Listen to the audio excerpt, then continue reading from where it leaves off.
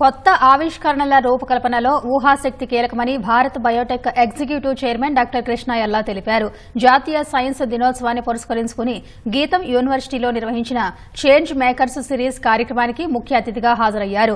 Science లో తన అద్భుత ప్రయాణాన్ని విద్యార్థులతో పంచుకున్న కృష్ణ ఎల్లా లోతైన అవగాహన, అనుభవాల ద్వారా ఉత్తమ ప్రతిభ కనబరచవచ్చని సూచించారు. అంతకుముందు గీతంలో అధునాతన సాంకేతికతతో ఏర్పాటు చేసిన multi disciplinary unit of research lab ను ప్రారంభించారు. మరోవైపు రాష్ట్ర వ్యాప్తంగా సైన్స్ దినోత్సవ వేడుకలు ఘనంగా జరిగాయి. సంగారెడ్డి జిల్లా రుద్రారం పరిధిలోని గీతం డీమ్డ్ విశ్వవిద్యాలయంలో జాతీయ సైన్స్ వేడుకలు ఘనంగా జరిగాయి. ముఖ్య అతిథిగా Bharat Biotech executive chairman doctor Krishna ఎల్లా హాజరు కాగా ప్రముఖ కళాశాలల నుంచి దాదాపు 550 మంది విద్యార్థులు, పరిశోధకులు పాల్గొన్నారు. భారత్ బయోటెక్ స్థాపన నుంచి కోవాక్సిన్, టైప్ బార్ టీసీవీ, రోటావాక్ వంటి సంచలనాత్మక వ్యాక్సిన్ల అభివృద్ధి వరకు తన ప్రయాణాన్ని విద్యార్థులకు పవర్ పాయింట్ ప్రెజెంటేషన్ ద్వారా వివరించారు. ప్రపంచవ్యాప్తంగా 4 బిలియన్లకు పైగా వ్యాక్సిన్లు పంపిణీ చేయడంతో పాటు WHOను మార్చడంతో ఆయన కృషి గురించి విద్యార్థులకు వివరించారు.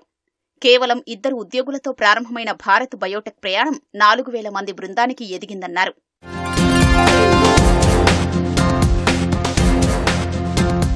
Knowledge has got 2 components.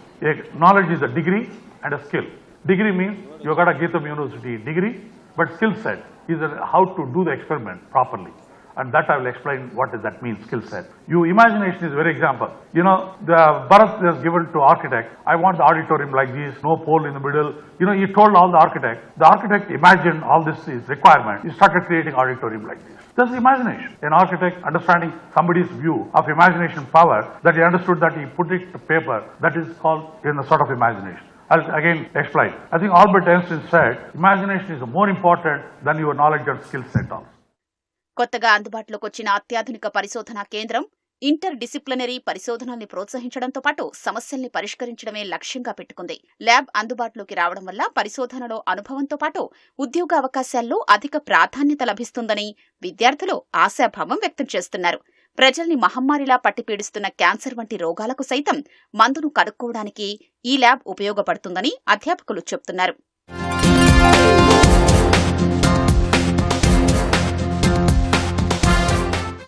ఇక్కడ వరకు మాకు యానిమల్ స్టడీస్ వరకు ఫెసిలిటీ ఉంది. మనుషుల మీదనే క్లినికల్ ట్రయల్స్ అంటాము. దాన్ని మేము కొలాబరేట్ చేసి టోటల్ డ్రగ్స్ని డిస్కవర్ చేస్తాము. ఫ్యూచర్లో క్యాన్సర్ ట్రీట్మెంట్లో, వైరల్ ట్రీట్మెంట్లో, ఎస్పెషల్లీ డెంగ్యూ వైరస్కి, కరోనా వైరస్కి ఉపయోగపడటానికి మేము ఈ ఫెసిలిటీని కృష్ణ ఎల్లా గారితో పాటు శ్రీభరత్ అండ్ డాక్టర్ చంద్రశేఖర్ ఈ ముగ్గురు ఆధ్వర్యంలో ఇనాగరేషన్ చేశాము. ఈ ఫెసిలిటీని we are going to use for this research purpose.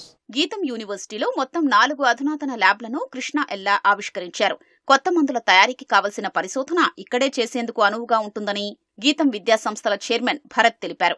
కొత్త నాలెడ్జ్, కొత్త డిస్కవరీ ఏదైనా మనం తయారు చేయడానికి ఇండస్ట్రీ ఒక కైండ్ ఆఫ్ వర్క్ చేస్తుంది. ఇప్పుడు భారత్ బయోటెక్ వ్యాక్సిన్ తయారు చేస్తుంది. ఆ వ్యాక్సిన్ అవ్వడానికి దాని ముందు ఒక 3 అడుగుల ముందు కొంత రీసెర్చ్ జరగాలి. అది వాళ్ళ దగ్గర జరిగే బదులు యూనివర్సిటీస్లో జరిగితే వాళ్ళ పని ఇంకా ఫాస్ట్గా అవుతుంది. సో ఈ సిస్టమ్ని మనం కలపాలనేది మన ఉద్దేశం. ఎప్పటి నుంచో ఇండస్ట్రీ, ఇన్స్టిట్యూట్ ఇంటరాక్షన్ అనే పదాలు అంటూ ఉంటారు, కానీ చాలా తక్కువ ఇన్స్టిట్యూషన్స్ యాక్చువల్గా చేస్తున్నాయి. ఇవాళ ఉద్దేశం ఏంటంటే వీళ్ళు చేసే రీసెర్చ్ రేపు భారత్ బయోటెక్ లాంటి కంపెనీ ఈ ఫ్యాకల్టీతో తీసుకుని వీళ్ళ బేసిక్ ఫార్ములా, బేసిక్ ఐడియాని తీసుకుని దాన్ని వాళ్ళు ఎట్లా మెకనైజ్ చేసి ప్రొడక్షన్ చేయాలనేది వాళ్ళు చేస్తారు. సో ఆ ఉద్దేశంతో ఈ ల్యాబొరేటరీ స్టార్ట్ చేయడం జరిగింది. దీంట్లో PhD స్కాలర్స్, మాస్టర్ స్టూడెంట్ ఎక్కువ మేలు పొందుతారు. సో ఎట్లా యూత్ని మనము సైన్స్ దిశగా తీసుకెళ్ళి వాళ్ళని మోటివేట్ చేసి సైంటిస్టుగా తయారు చేయాలి, ఫ్యూచర్ సైంటిస్టులుగా తయారు చేయాలనే ఉద్దేశము. నేను ఇక్కడ డిస్టింగ్విష్డ్ ప్రొఫెసర్ కూడా పనిచేస్తున్నాను. సో ఈ పిల్లలందరూ మోటివేట్ అయ్యి వాళ్ళు పెద్దగైన తర్వాత వాళ్ళు కూడా సైంటిస్టులు అయ్యి మన ఫ్యూచర్లో వచ్చే డిసీజెస్ కానివ్వండి, లేకపోతే ఎనర్జీ, మనకు తెలుసు ఎన్వైరన్మెంటల్, గ్లోబల్ వార్మింగ్, ఇవన్నిటి మీద పనిచేసి ఈ ప్లానెట్ని లివబుల్ ప్లానెట్గా చేస్తారని ఆశిద్దాం.